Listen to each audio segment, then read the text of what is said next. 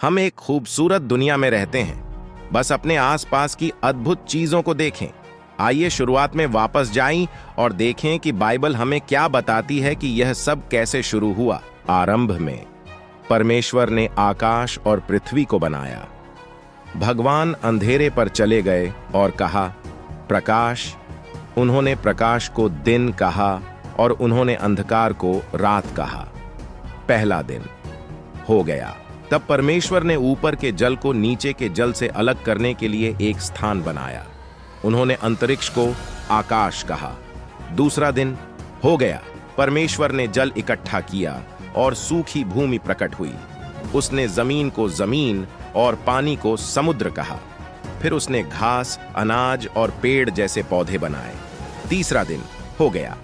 तब परमेश्वर ने आकाश में ज्योतियां बनाई।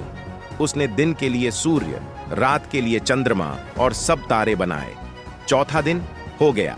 परमेश्वर ने मछलियों को जल में तैरने के लिए और पक्षियों को आकाश में उड़ने के लिए बनाया। आपके बच्चे हो, उसने उनसे कहा, दुनिया को छींटों और गायन से भर दो।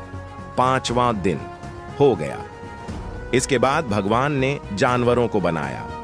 उसने खेत के जानवर, जंगली जानवर और जमीन पर रेंगने वाले जानवर बनाए। बस एक और चीज बनानी है, भगवान ने कहा, सभी में से सबसे खास चीज। तो भगवान ने अपनी छवि में पुरुष और महिला को बनाया। बच्चे पैदा करो, उन्होंने कहा, दुनिया का कार्यभार संभालें, मछलियों, पक्षियों और जानवरों की देखभाल करें। छठा दिन हो गया। हुई हर चीज पर दृष्टि की। यह बहुत अच्छा है, उसने कहा। इसलिए सातवें दिन उसने विश्राम किया और उस दिन को विशेष बना दिया। पहले पुरुष और महिला, आदम और हव्वा, एक खूबसूरत बगीचे में रहते थे जिसे भगवान ने उनके लिए बनाया था। परंतु शैतान एक चालाक सांप के रूप में आया और आदम और हव्वा को प्रलोभित किया। क्या परमेश्वर ने कहा है कि तुम्हें इन पेड़ों का फल नहीं खाना चाहिए?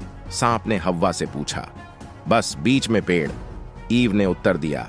अगर हम इसे खाएंगे तो हम मर जाएंगे। क्या परमेश्वर ने कहा है कि तुम्हें इन पेड़ों का फल नहीं खाना चाहिए? सांप ने हव्वा से पूछा।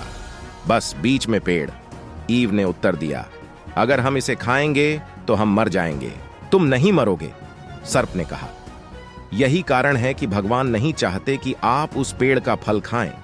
यदि आप ऐसा करते हैं तो आप उनके जैसे होंगे। आपको पता चल जाएगा कि वह क्या जानता है। ईव ने फल खाया। उसने कुछ आदम को दिया जो उसके साथ था। उसने भी इसे खा लिया और तुरंत वे उन चीजों को जान गए जो वे पहले कभी नहीं जानते थे। एडम, भगवान ने बुलाया। पूर्व संध्या। हम छुप रहे हैं, एडम ने कहा। हम नग्न हैं।